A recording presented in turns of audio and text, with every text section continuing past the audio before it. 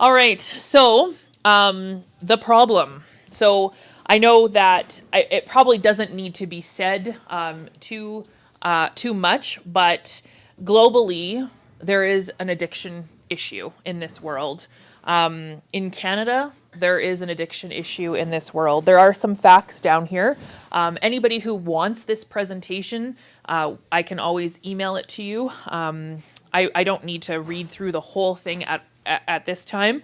But here in BC, especially with what's been going on this last year, this COVID has really magnified the addiction issue and the fact that people aren't reaching out for help, and the overdose rate has just skyrocketed. And not just overdose, because there are people who can overdose and get to a hospital in time or get to some kind of life-saving method, but they aren't. The death rates are astronomical in this last year. And so that is the problem. We need more treatment, whatever that looks like. We just need to have more available for people who want it. I know that there are people who are not going to know that they need it. Going out, it's going to be a lot of going out and finding people and offering hope to people. And so, yeah, when you're in the throes of addiction and you just think that you're in that cycle and there is no way out, there is no hope, that you need somebody in front of you to tell you, you know what, there is hope. And so, and we also need prayer. Like you know, we have one of our pastors at our center, and he always asks each student that comes in, like, who is praying for you? Like, how did you end up here? Because more often than not, somebody who ends up in a Teen Challenge program has somebody praying for them into that program. And so we just need to be able to do that. So Teen Challenge, I am not sure if you are aware, but it was founded in 1958 by David Wilkerson. Anybody who has read The Cross and the Switchblade, I have some copies here if anybody wants one. And it is a fantastic book, just, you know, about how it all began. How did this all start 60 plus years ago? And so we have Adult and Teen Challenge around the world has grown to more than 1,400 centers in 130 countries. And so it is the largest footprint of addiction recovery in the entire world. And so we have this benefit of being able to have not only this footprint, but we can say, this program works because we've seen it work, and it works in all different areas of the world. It's not just a Canada thing or a US thing. It's all over the world, and it works. And so the need is so great. We actually have about 30 countries that are asking for teen challenges to come into those countries.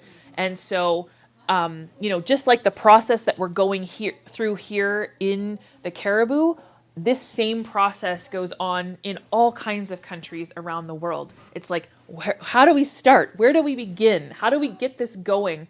And so those processes are going on all around the world.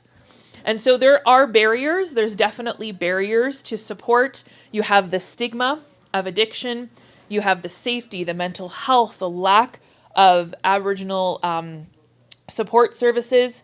There's a whole list there of things that are just barriers to getting help. Within Teen Challenge, we want to make that barrier just as small as we possibly can.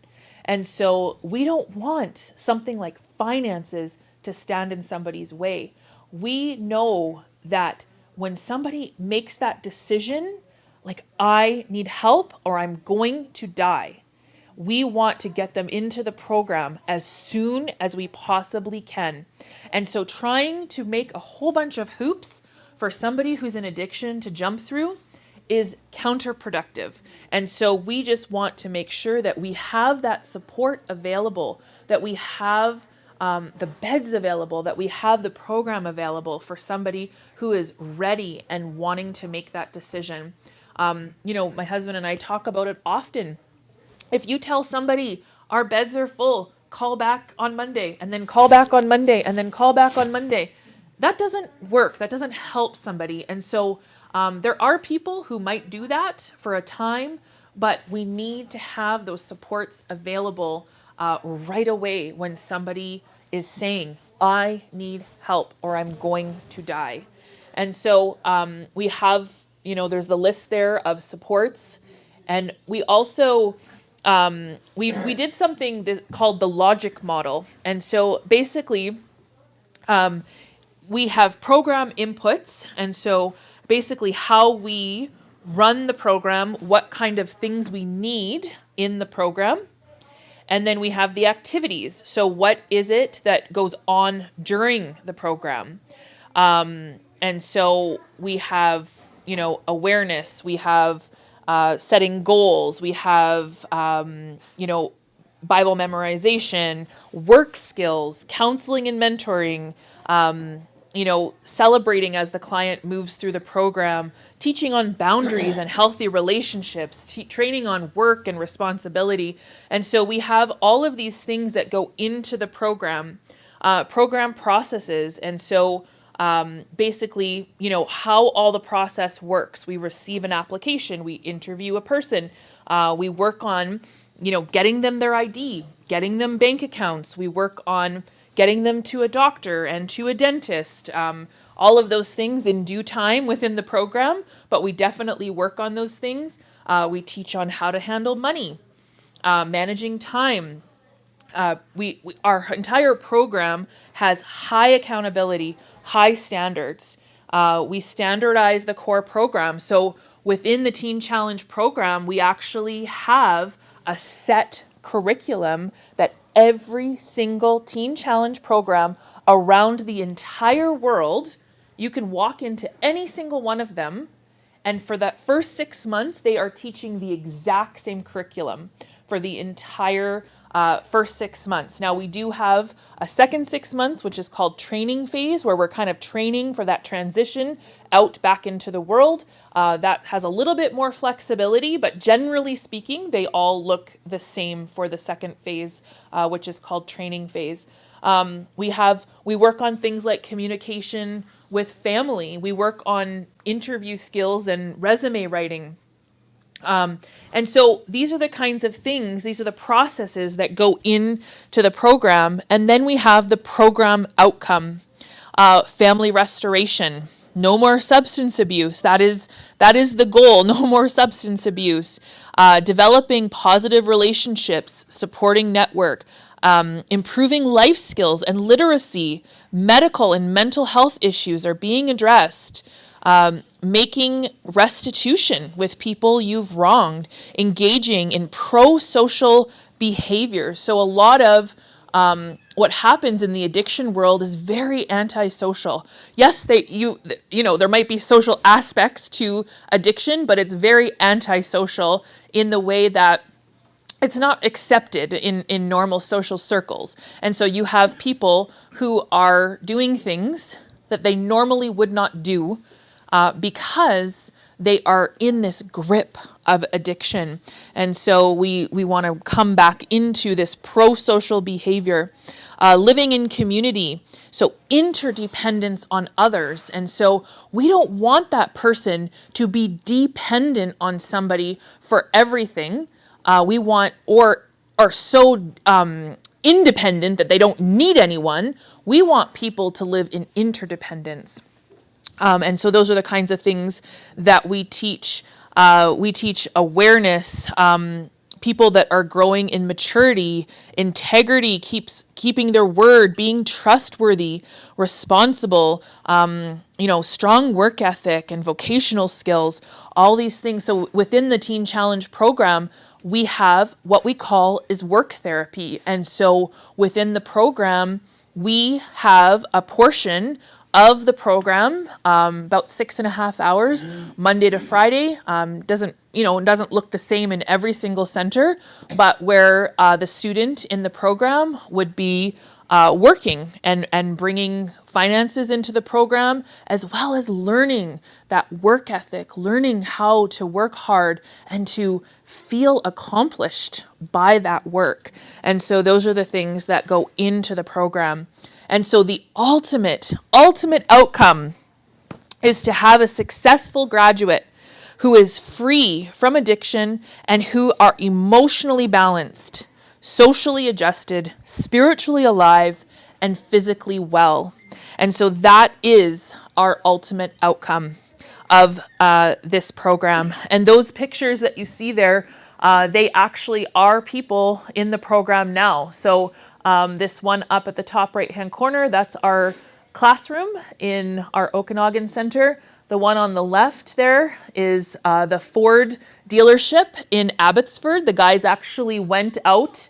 I actually did one of the days too, went out and cleaned all the vehicles on the Ford lot, did all the washing, and so then there's two gals there who are in the Abbotsford Women's Program. And then this bottom picture is actually when the guys got together. They both drove to a Soyuz. So the Okanagan Center and then the Chilliwack Center, they drove to a Soyuz and met for a beach day at a Soyuz. And so, you know what, these guys, it's so exciting to watch people having fun that doesn't include substances and just becoming alive in things that are just normal pro-social things that you do. You know, you go with your friends and have a beach day and nobody is drinking or doing drugs and they're having an amazing time.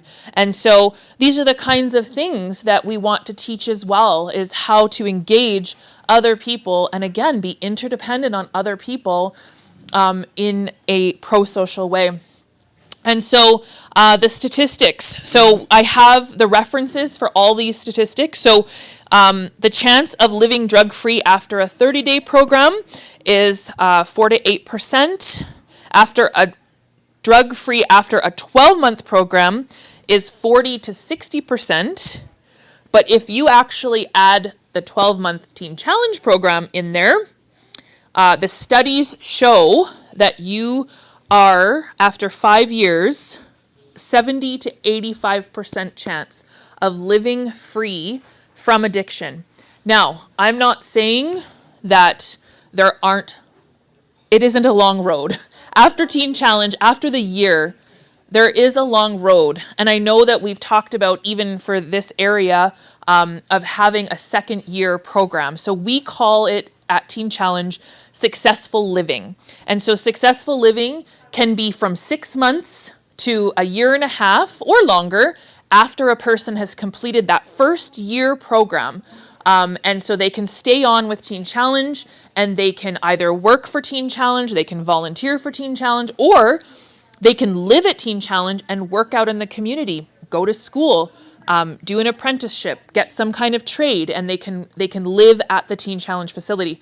So we want to make sure that we have enough beds to make that possible. So in every facility, we want to make sure that we have enough beds for first years, so first year students that are in that initial 12-month program, and then also where we can care for and help people who have graduated. So we want to make sure that we have enough beds for that as well. So we have I have references for all of these studies if anybody wants to see that. So overall, the research studies, a high abstinence of substance use, high rates of employment and pursuing other further education, and a high community engagement. So these just point out the different studies that have happened that get us to that 70 to 85%. And so actually at the Abbotsford Women's Center, they did a study for everybody over the last 7 years that has graduated, and they came up with 84% of the people who had gone through the program that were living, actively a life that is addiction free. And so I'm just going to go a little bit into finances if anybody is wondering. So the cost at Adult and Teen Challenge is about $3,500 to $4,000 per month per student. And so obviously the smaller your center, the higher that number is. Okay, so the more beds you have, the lower that number becomes.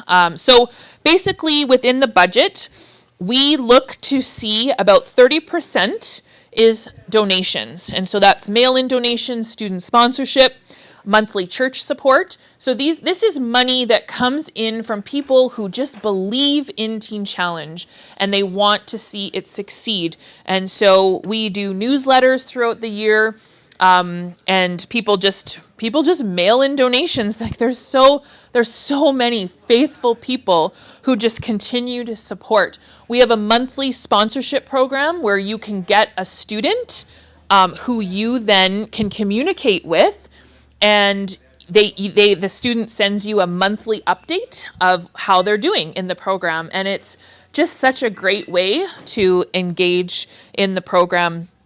We have monthly church support. So we really do count on churches to put us in their mission budget. So we are a parachurch ministry. And so we are that ministry after somebody's tithe. So, they're tithing to their church, they're tithing to their local church, and then we are that extra. So we are hoping that churches will put us in that mission budget. And so whether that be monthly, quarterly, or yearly, some kind of gift to Teen Challenge. And so we're super grateful.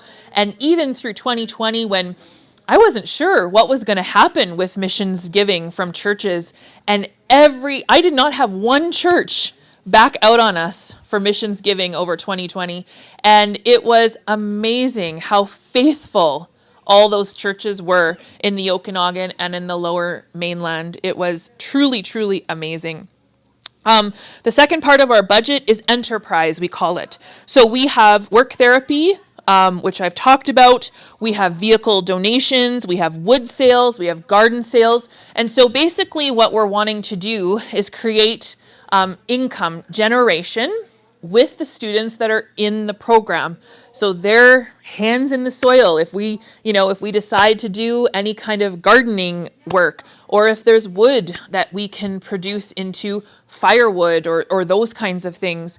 Vehicle donations is one that works really well in high populated areas where people donate their vehicles to us for scrap. And so we end up getting that money.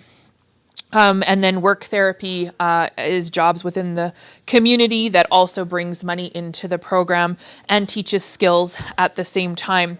So the enterprise is, dual effect. We want to bring finances in, but we also want it to be teaching the student how to work and take responsibility.